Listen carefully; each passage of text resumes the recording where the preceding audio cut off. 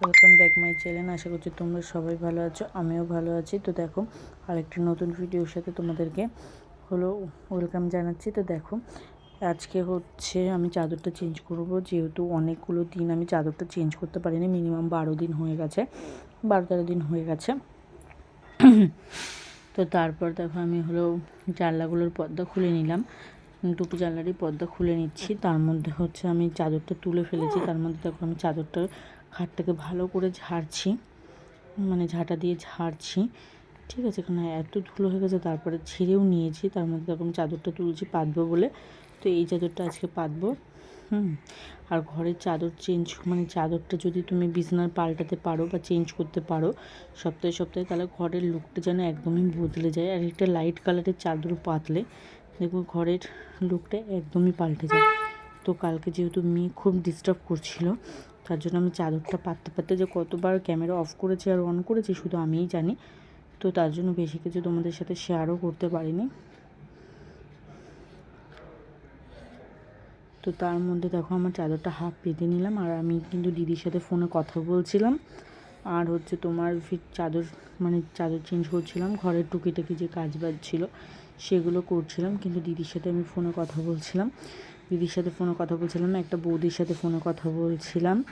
তাই জন্য দেখো আমি ভয়েস ওভারটা দিইনি। আর লাস্টে হচ্ছে তোমার কালকে রান্নাবান্না কিছু ছিল না, শুধু ভাত করেছিলাম।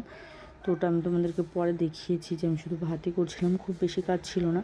আর চাদর মাদরগুলো কাচিনি, কালকে ভিজিয়ে রেখেছিলাম, তাই আজকে কাচবো, আজকে সকালবেলা কাচবো। তো চলো, তো সকালবেলা ভয়েস ওভারটা দিচ্ছি, তাই জন্যই তোমাদেরকে বললাম।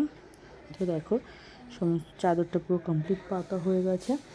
তারপরে দেখো চাদরটা পেতে নিয়ে আমি তখনও কিন্তু ফোনে কথা বলছিলাম। চাদরটা পেতে নিয়ে মেয়েকে দিয়ে আসলাম দোলনায় শুবিয়ে। তো তারপরে দেখো আবার খাটটা একবার ঝেড়ে নিলাম। আমি কিন্তু একটু অভ্যাস আমার যে চাদর পাতার পরে একবার খাটটা ঝেড়ে নিই ভালো করে। তারপরে এবার দেখো বিছনা খাতাগুলো বিছনা ব্ল্যাঙ্কেট যেগুলো হয় সেগুলো সব তুলছে। আর সব যেহেতু দুটো করেই বিছানা বালিশের ওভার, তো তাই জন্য দুটো করে তুলছিলাম। আর দুটোর মধ্যে যেহেতু আমরা একটা হসপিটালে কেনা হয়েছিল বালিশ আর একটা তো চলো তোমরা দেখতে থাকো পুরো ভিডিও। তো দেখো বাবা চলে এসছে মাংস দিতে, তো চলো তোমাদের সামনে পরে কথা বলছি। তো দেখো চান করে চলে আসলাম, এখনও ভাত হচ্ছে এখানে, ঠিক আছে। তো চান করে চলে আসলাম। তো চলো সিঁদুর মিঁদুর পরে নিই, পুজো তো আমি দিতে পারবো না। তো চলো সিঁদুর মিঁদুরগুলো পরে নিই, তারপর তোমাদের সামনে একদম ভাতের থালা নিয়ে আসছি। আর মা কী পাঠিয়েছে তারপর তোমাদের সামনে শেয়ার করছি মা কী পাঠালো। তো দেখো একেবারে নিয়ে চলে আসলাম। আর দেখো এই প্যাকেটের মধ্যে ছিল, প্যাকেটটা খুললাম, আর দেখো একটুখানি খেলাম। চলো তোমাদেরকে জানাই টেস্ট করে কেমন হচ্ছে।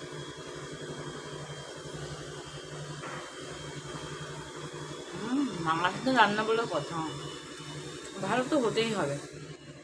তো কমেন্ট করে জানিও কে কে মার হাতে রান্না খেতে ভালোবাসো। আমার তো মার হাতে রান্না যেরকমই করুক খুব ভালো লাগে। কিছু কিছু তরকারি ভালো লাগে না, কিন্তু অনেক তরকারি আছে ভালো লাগে। একটু পরে তোমাদের সামনে আসছে। তো দেখো এটাই হচ্ছে ভাত আর মাংসের ঝোল, আর মা দিয়েছে কুমড়ো ফুলের বড়া, ব্যাস এটা দিয়েই চলো আমি খাওয়া দাওয়াটা সেরে ফেলি। এই যে তারপর তোমাদের সামনে